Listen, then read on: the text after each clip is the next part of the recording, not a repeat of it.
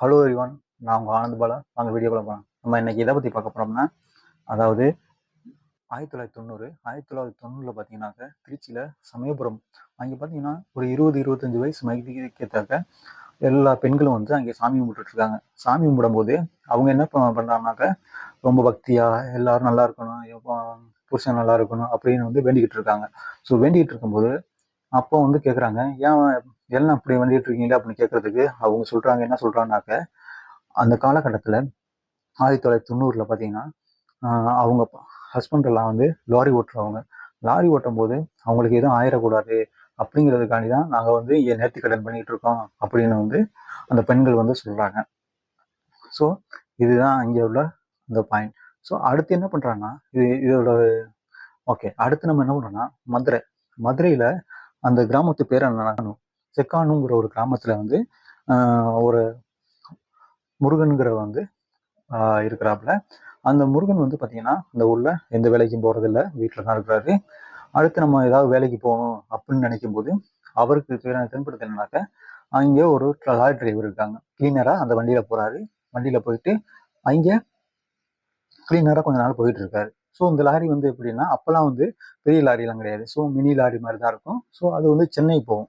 சென்னை ஹார்பரில் உள்ள பொருட்களை ஏற்றிக்கிட்டு அடுத்த ஓசூர் இந்த மாதிரி ஏரியாக்களை வந்து டிஸ்ட்ரிபியூட் பண்ணும். இந்த வேலை தான் போயிட்டு இருந்துச்சு.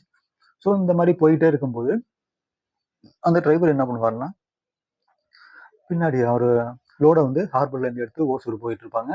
போயிட்டு இருக்கும்போது அங்கே வந்து ஒரு சில பொருள்களை எடுத்து அவர் விற்றுருவார். விற்றுட்டு அதை வந்து எப்பவும் போல ஒன்றும் தெரியாத மாதிரி கீழே விழுந்துருச்சு அப்படின்னு அவங்க முதலாளிகிட்ட சொல்லி அந்த இதை வந்து செட்டில் பண்ணிடுவாங்க. ஸோ அதில் அந்த விற்றுட்டு அதில் வர்ற காசை வந்து இந்த பையனுக்கு வந்து பார்த்தீங்கன்னா ஒரு 200 கொடுக்குறாரு. 200 கொடுக்குறாரு. 200 அந்த முருகன் கொடுத்தவொடனே அந்த முருகனை பார்த்துட்டு இப்படி பார்த்துட்டு இருக்காரு, இந்த மாதிரி கொடுத்துட்டு இருக்காரு. இவருக்கு அப்பதான் தோணுது, இவனுக்கு ஓகே, இப்போ இவர் நம்மளுக்கே 200 கொடுக்குறாருன்னா அப்போ அவருக்கு எவ்வளவு போகும், ஸோ நம்ம இதை பண்ணானே அப்படின்னு அந்த மாதிரி ஒரு திங்கிங் வந்து அவனுக்கு வருது.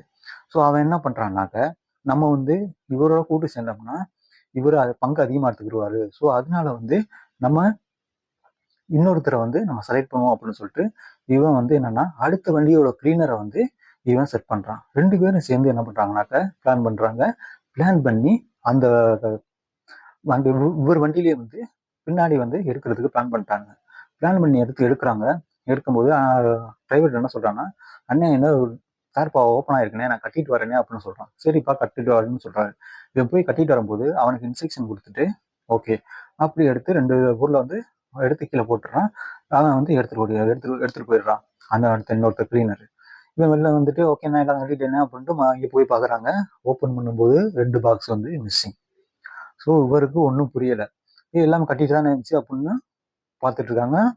ஆனால் இவனுக்கு மட்டும்தான் தெரியும் இவன் தான் அதை எடுத்துட்டாங்கிறது. அடுத்து என்ன பண்ணுறான்னா, இது வந்து அவன் முதலாளிக்கு போகுது. முதலாளி வந்து இவங்க 2 பேரையும் வந்து வெளியே விட்டு எடுத்துடுறாங்க. ஆனால் இந்த டிரைவருக்கும் தெரியாது இவன் தான் எடுத்தாங்க. அடுத்து இவன் வெளியேட்டு வெளில வந்துட்டாலும் பிரச்சனை இல்லையே, இவனுக்கு ஆல்ரெடி 2 பாக்ஸ் எடுத்துருக்காங்க. அதில் எவ்வளோ வரப்போகுதுன்னு தெரியல. இவனுக்கு அதனால ஒன்றும் பிரச்சனை, நம்ம வெளில வந்துட்டான். வந்துட்டு ஓப்பன் பண்ணி பார்க்கும்போது அப்போ அந்த காலகட்டத்தில் கம்ப்யூட்டருங்கிறது மிக பெரிய காசாக இருந்துச்சு. அதாவது 70,000 80,000 இந்த மாதிரி காசு, 1,00,000 காசு வரையும் இருந்துச்சு. ஸோ அந்த என்ன பண்ணுறாங்கன்னா அந்த கம்ப்யூட்டர் கொண்டு வித்துடுறாங்க.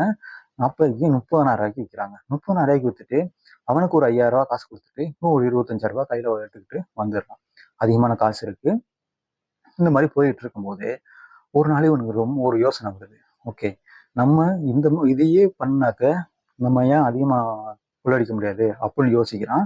அப்போ யோசிக்கும் போது அவன் என்ன பண்றான்னாக்க, அவன் எடுக்கிற ஆயுதம் ஒரு 10 பேரை வந்து அவன் வந்து ஆளுகளை வந்து சேர்த்துக்கிறான். அவங்கள சேர்த்துக்கிட்டு இந்த அவங்க உசிலம்பட்டி அந்த ஏரியா சைடு பார்த்தீங்கன்னா எந்த சைடு வந்து ரோடு வந்து ரொம்ப டேமேஜாக இருக்கோ அந்த ரோடு சைடு வழியாக போகிற லாரியை வந்து அதுலேருந்து நம்ம எடுத்துடலாம் அப்படின்னு பிளான் பண்ணுறான். ஸோ அது மூலியமா என்ன பண்ணுறான், போயிட்டு எல்லாத்தையும் எடுக்கிறான். எடுத்து அந்த ஆள்களை வந்து மரத்துகளில் ஏற சொல்லிடுறான். மரத்தில் ஏறிட்டு வரும்போதே இவன் வந்து சிக்னல் கொடுப்பான். சிக்னல் கொடுத்தவொடனே அவங்க எல்லாரும் வந்து இறங்கி அதில் பாக்ஸ் ஒன்றா எடுத்து கீழே போட்டு எடுத்துட்டு விற்றுருவாங்க. விற்றுட்டு அதில் வர்ற காசை வந்து அவன் ஷேர் பண்ணி கொடுத்துருவான். இந்த மாதிரி போயிட்டு இருக்கு. கொஞ்ச நாள் போனவொடனே அவனுக்கு தான் யோசிக்கிறான், ஓகே நம்ம வந்து ஹார்பர்லேயும் ஒரு ஆளை வச்சிடறான். ஹார்பரில் ஆள் வச்சு அங்கேருந்து வந்து அதிகமான ரொம்ப காஸ்ட்லியான பொருள்கள் எது வருதோ அதை வந்து இவன் எடுக்கிறதுக்கு பிளான் பண்ணுறான். ஸோ அதை என்ன பண்ணுறான், அங்கேருந்து வந்து எடுக்கிறான். எடுத்து அதை வந்து அதில் வந்து 2 கிளீனிங் டிரைவரையும் கொன்னுடுறான். கொன்னுட்டு அதுலேருந்து எடுத்த எல்லா பொருளையும் வந்து வித்துடுறான். வித்துட்டு அவரு நல்ல பெரிய லெவலில் பணம் அதிகமாக அவனுக்கு சேர்ந்துருது. ஸோ இதே தொழிலை கண்டினியூவாக பண்ணிட்டு இருக்கனால இதை வந்து அங்கே உள்ள லாரி சங்கம் டிரைவர்ஸ் எல்லாம் என்ன பண்ணுறாங்கனாக்கா இதை வந்து செக் பண்ணி பார்க்குறாங்க. செக் பண்ணி பார்க்கும்போது இதில் என்ன பிரச்சனைன்னா, அவங்க 2 பேரும் அவங்க ஒரு கூலிப்படையை உருவாக்குறாங்க. கூலிப்படையை உருவாக்கி அவங்கள எல்லாரையும் வந்து லாரிக்குள்ளே விட்டு போக சொல்கிறாங்க. அப்பயே இவங்க உள்ளே குதிக்கிறாங்க. அப்போ அவங்க அவங்கள அடிக்கிறாங்க. அடித்து அதில் ஒருத்தனை இறந்து போயிடுறான். இவன் முருகங்கிறவன் மட்டும் ஒரு காயத்தோட தூக்கி போட்டு போயிடுறாங்க செத்துட்டான்ட்டு. ஆனால் அவங்களுக்கு தெரியாது இவன் தான் கூலிப்படையோட தலைவனுங்கிறது. ஸோ இந்த மாதிரி போயிட்டு இருக்கும்போது அந்த வழியாக வந்த ஒரு போலீஸ்காரர் இவனை தூக்கி இவன் தான் திருடன்னு தெரியாமல் கொண்ட ஜிஹெச்சில் அட்மிட் பண்ணிடுறாங்க. மதுரை ஜிஹெச்சில் அட்மிட் பண்ணிடுறாங்க. அங்கே வந்து பார்க்க முடியாதவொன்னே அவங்க ஃபேமிலி என்ன பண்ணுறாங்கனாக்கா அவனை கொண்டு சென்னையில் வச்சு பார்த்து கம்ப்ளீட் பண்ணிடுறாங்க. ஸோ இந்த மாதிரி போயிட்டு இருக்கும்போது அடுத்து வந்து பார்த்தீங்கன்னா அவன் அங்கேருந்து வந்தவனை ஒரு கூலிப்படையை உருவாக்கி இவனை யார் யாருக்கு இது பண்ணாங்களோ அவங்கள எல்லாரையும் பர்ஃபெக்டாக வந்து ஹெச் போட்டு கொண்டுடுறான். கொன்னவனை அடுத்து இவனை வந்து போய் போலீஸில் போய் சரண்டர் ஆயிடுறான். சரண்டாகி அங்கே 5 வருஷம் வந்து ஜெயில் கைதியாக இருக்கான்.